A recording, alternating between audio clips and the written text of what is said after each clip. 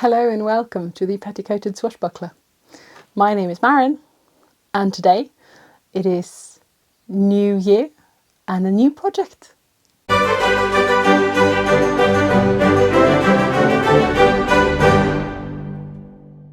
So, last year my dear friend Tudor and I went to the Oslo Opera Ball. We had great fun. We dressed in matching outfits. She wore an 18th century court suit. I wore an English nightgown. We were covered in embroidery. So much fun. And while we were working on that, we decided that we're going to do this again next year. What should we do then? And while we were talking about this, she was working on a lot of Tudor menswear. And she said, wow, I want to come as Henry VIII. I'm going to dress in full Tudor, like with the gown and the codpiece and everything. And I thought, well, that's fun. Let's do that. I can dress as one of his queens. It'll be fun. And then this summer, my boyfriend bought me the Anne Boleyn necklace. Like not the necklace, not the one that she actually wore to have a portrait painted, but a replica of that necklace, that pearl necklace with a little bee on it. So I thought, wow, we're doing this. I'm going to be Anne Boleyn. We'll do it all Anne Boleyn style. French gowns, French hood, French everything. Very exciting. And we've been thinking about this and talking about this, and I've been planning and I've been sewing a little bit, and it's not been that much or big, to be honest. But now the opera ball is getting closer. It's in the very, very beginning of February. I have a lot to do by then. So what I thought I'd do is I will make a series of videos showing you how I make each element of the outfit for a 1520s noblewoman, English noblewoman. Some of the videos will probably be posted after I've been to the ball, but some of the items might be finished after I've been to the ball as well, so we'll see. What I'm going to do in this video though is I'm going to go through all the elements of an English noblewoman's outfit, talk a little bit about the various bits and pieces, how I want to do them, and then finally I'll talk a little bit of priorities. So, are you ready? We can quite sort of roughly divide an English noblewoman's clothing into three categories. She has the innermost layer, and then it's the shaping layer, and then it's the kind of showy-offy layer on top. And for the innermost layer, you want to wear linen. A linen shift, a linen cap for your head, and then linen hose, or you could have woolen hose. You could even find some silk hose from the period, but they are always knitted, and they're knitted in a fine, like super, super thin yarn. And knitting was still very much in its infancy in Britain in the 1520s. So I'm going to go with linen. I'm going to go with the linen hose. I'm going to go with the linen shift. Maybe I'll do some black work embroidery if I have the time, and a small linen cap. And the reason why you want linen is basically hygiene. So the medical theory of the period held that you could catch a disease in many different ways. You could catch it through bad air, bad smelling air. Some illnesses like malaria basically means bad air, mal meaning bad and area meaning, air. But you could also catch a disease by opening up your pores and letting disease in, letting infection in. And that was what happening if you washed with hot water and soap. You would be opening up your pores, you would be letting infection in, and you could get ill. And you do not want to take that chance if you're living in a period when people are dying in their hundreds and thousands of smallpox, plague, venereal disease, sweating sickness, the bloody flux, and you have no modern knowledge of how diseases spread. You want to take every precaution possible, and one of those precautions is not washing with water and opening up your pores to infection. So what you do instead is you use the natural qualities of linen fabric. You rub your body down with a dry linen rag, paying a special attention to all the areas that usually smell or get very dirty, like your underarms, your groin, your feet. And this removes dirt, it removes dead skin cells, which is usually what makes you smell, alongside sweat. And then you put on your linen underwear, and it will wick moisture and sweat and excess body oils away from your body. And then you launder the underwear and the rags instead of your washing your body. And then rinse and repeat, quite literally. You rinse, put it back on, you repeat. And I have one of my favourite people in the whole world. I think she's amazing. I've never, she's an inspiration to me. Her name is Ruth Goodman. She's a television historian, and she has published several books, including one called How to Be a Tudor, A Dawn to Dusk Guide to Life in the Renaissance Britain. And there she talks about her experiments with this kind of linen rag method of keeping clean. And she talks about how she tried it once in a period setting and then once in a modern setting, and it works really well. Her skin became nicer because she wasn't draining the oils from her skin like we usually do when we wash with water and soap a lot. And she did not smell. She didn't feel dirty. She didn't look dirty. So it works. She had a colleague who tried it the other way around. Like, he wore the period clothing, but he did not change his linen underwear. Instead, he had showers regularly, and he smelled a lot worse. So, that's interesting. And I think we have this idea in our heads that people in the Tudor period, because they didn't wash with water, didn't care about hygiene, and didn't care about smelling horrible, but they thought horrible smells carried disease. So yes, I think they very definitely did care, and did did what they could to stay sweet smelling and lovely. As for the cap, you don't want to wash your hair a lot either. You can keep your hair nice by combing it with a very fine-toothed comb. It will kind of distribute the oils throughout your hair, and it will also remove dead skin cells from your scalp, which is, again, dead skin cells, often what causes bad smell. But still, you want to protect it against anything that could give it a bad smell, and bad, dirt and dust and that sort of thing. And you also want to protect your fancy headgear from the oils in your hair. So a little white linen cap makes total sense. So that's the innermost layer done, and we're on to the shaping layer. And a fashionable Tudor woman's shape was very triangular. You have one small triangle on the top and one bigger on the bottom, and then the sleeves are also triangles. So very triangular.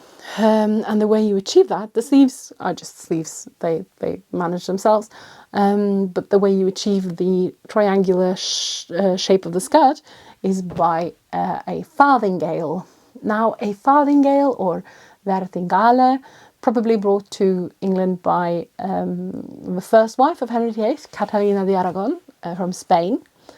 And it's basically, if you've done any sort of mid-Victorian, Dickensian, Civil War sort of thing, you'll recognise it's a hoop skirt. It's basically what it is. It's a hoop skirt. It's a bit differently shaped. It's more conical than kind of dome-like, but it's a skirt with channels, and then channels are stiffened. Not with sprung steel, but usually with reeds or bents, some sort of wood kind of material. I have some leftover light blue silk, which I think will work really well for a farthingale. It'll allow the skirts to fall very nicely over it. And I do have some red silk velvet left over that I think will work for the boning channels. And then I do have some reeds, so eyeing them on top of my shelf there, left over from when I made my panniers. So I hope I'll have enough. We'll see. Maybe I'll have to order in some more. The other shaping garment that you want to wear is the kirtle. And the kirtle is the garment for the period. You do not yet have like a corset or stays or a pair of bodice that is separate. It's separate garment. You still have a bodice that is attached to a skirt, and it's called a kirtle. And you can have them. I mean, all women had a kirtle. You were not dressed without a kirtle. They can be very simple. They can be very elaborate and fancy. In the like decades before, you sometimes see them like half-sleeved, and then you have a short sleeve that you just pin on. For the 1520s and later, they seem to often be kind of sleeveless, but then a long sleeve that you kind of tie on to the shoulders. So if you do want to do the kind of pirate wenchy thing with the bodice and then tie on sleeves, go for the Raleigh Drake 16th century type of pirate instead of the 18th century kind of pirate, and your sleeves will be just right. Just a tip there for next Halloween. You can have them front-laced, side-laced or back-laced. I was told many years back that you can only have back-laced kirtle if you're portraying someone of a very high status, because only wealthy people had servants who could lace their back-lacing kirtles for them. Now, first of all, you can lace a back-lacing kirtle by yourself. I like it fiddly and slightly uncomfortable, but it's doable. You can do that, especially when it's spiral laced, like garments were in the 1500s. Secondly, people had people around who could help them. Not necessarily servants, but what we need to remember is that privacy is a very modern construct. They didn't really have people living on their own. Like, I think you'd be hard pushed to find a woman in the 1520s who didn't have someone who could help her get dressed, even if it was like her husband or like her mother, her daughters, her sisters, the girl from next door that she's bringing up, that woman from the village who just lost her husband, that weird old crone that comes by every fortnight to bake bread. Like, someone would be there who could help her get dressed if she needed it. Front lacing, very simple. Opening in front, just lacing it down. I'm going to go for the side lacing kirtle because I've made front lacing garments before, I've made back lacing garments before, I've never made a side lacing garment, so I'm very excited about that. And I love the idea. I think it makes so much sense in a period where women are pregnant a lot, to have a garment that you can open at both sides to make room for your expanding belly. It's just brilliant. I love it. Whereas my farthingale is going to be quite luxurious because it's a luxury item. I'll only ever wear it if I'm dressing up fancy. My kirtle is going to be very plain, white wool, undyed wool. And that's because it's not really going to be seen anyway, and I want to be able to wear it with like less fancy clothing later. So that's the shapewear. Now on to the fancy outerwear. I'm going to make a gown. And that's really, if everyone had a kirtle, everyone at least wanted to have a gown. Like, you would forego a very nice kirtle if that meant you could have a lesser nice kirtle but afford a gown. Like, you would want both kirtle and the gown. It's both a status thing and a way of like looking more put together, but it's also a case of you're living in a very outdoorsy environment. The winters were very cold. You usually work outdoors or in drafty places. Almost everything that you need to do is done somewhere drafty. You want to be able to put those layers on. Now, my gown is not going to be practical workaday wear by any stretch of the imagination. This is going to be fancy. I'm going to have a red velvet gown. Maybe we'll do some like gold embroidery, we'll see. And I'm going to have a French gown because they were very fashionable. I have read that the French gown was brought to the English court by Anne Boleyn.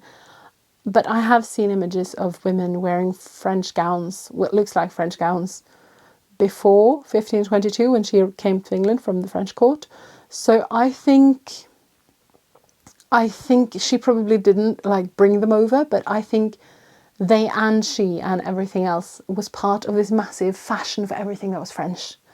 Everything French was a little more fancy, whether it's girls or clothes. So the French gown has a closed front. So it opens in the front, but then the opening is covered with like a placket, and it's pinned down the sides.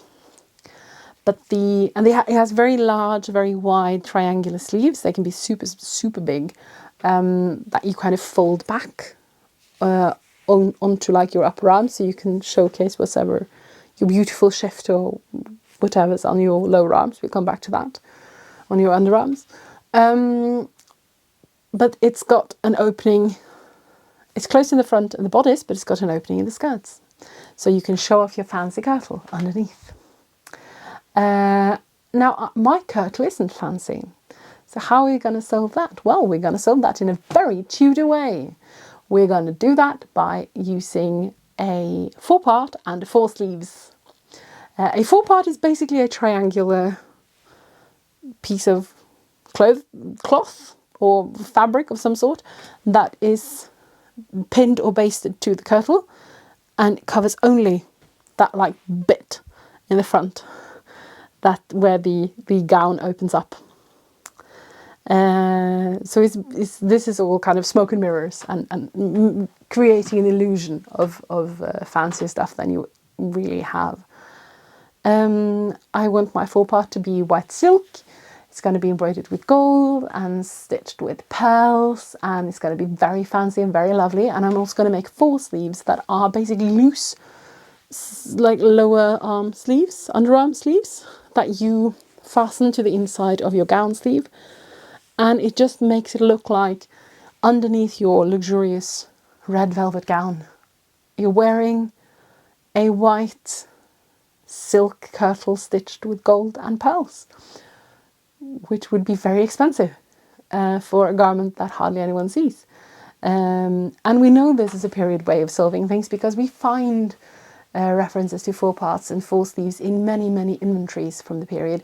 Even inventories of wealthy women, like even Queen Elizabeth I had so many 4 sleeves and 4-parts, because it's just such a nice way to like change up your outfit a little bit.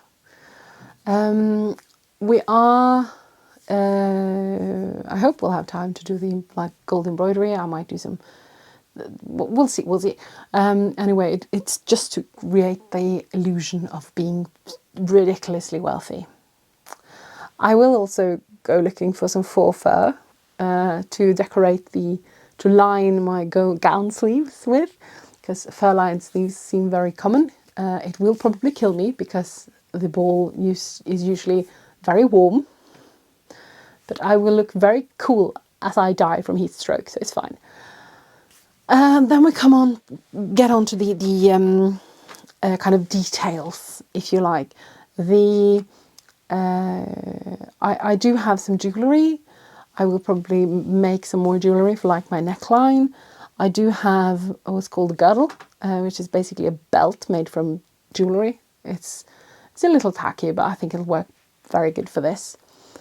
And then I need a hood. Now the hood, I'm going to go for a French hood because again, everything from France was very fashionable, including Anne Boleyn. The French hood is basically like this crescent-shaped headband sort of thing that frames your face, and it's trimmed with jewels and pearls and everything nice just to show off how wealthy you are.